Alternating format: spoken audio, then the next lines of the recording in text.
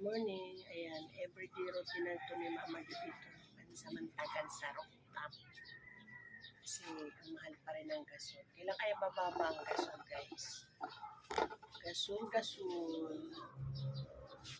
Ano pa rin dito sa amin? Yung 1,000 mo, dadagdagan mo pa rin ng may butal pa rin. Sana bumaba na kahit 1,000 eh. Diba yung 1,000 mo, hindi ka na magdadagdag. Pagising mo, hindi ka pa, ayan, meron ako dito ang iniinom, guys. Yung aking, yung dilaw, bawang, sibuyas, tsaka lemon. Ito yung pinapalaga sa akin ng ate ko. Ayan muna ang inumin natin habang ako ay nagsasaing ng kanin. Pansamantagal na to, guys. Kasi wala pa tayong pambili. Parang nabibigatan kasi ako pag bumili ako ng gasol. Yung 1,000 mo, imbis ayun na yun dapat ang pambili mo, di ba? Magdadagdag ka ulit ng panibagong 1,500. Magdadagdag ka 1,500 kasi gasol dito. Yung 1,000 mo, dadagdagan mo uli ng 500. Parang ang bigat. Ang bigat sa bulsa, imbis pambili mo na sana ng ulam, ganyan. Mahal din ang mga ulam-ulam eh. Ayun, wala lang. Nababad trip lang talaga ako sa presyo ng gasol. Kaya pangit na ako. Guys, magprito ng itlog. Nahulog pa yung isa.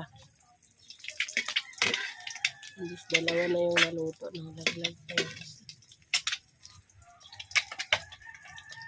Pag may blower, pero pag pinatay ko yung blower, ay umuusok man. Ayan. Last na prito ng egg. Natapon pa yung isang itlog. Mula sa sandok.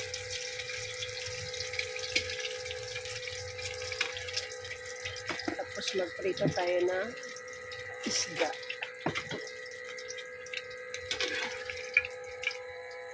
Dire-diretso na to. Prito ako ng Gigi, guys. Galunggong. Ang urang isda ay galunggong.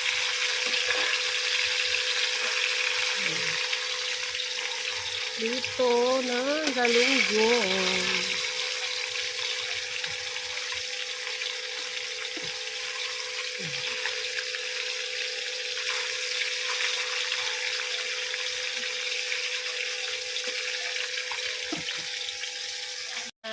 Naluto na yung kabilang side. Yung kabilang side naman para i-toasted natin yung ating pinipritong galunggong. Tapos na tayo magprito ng galunggong para almusal na tayo.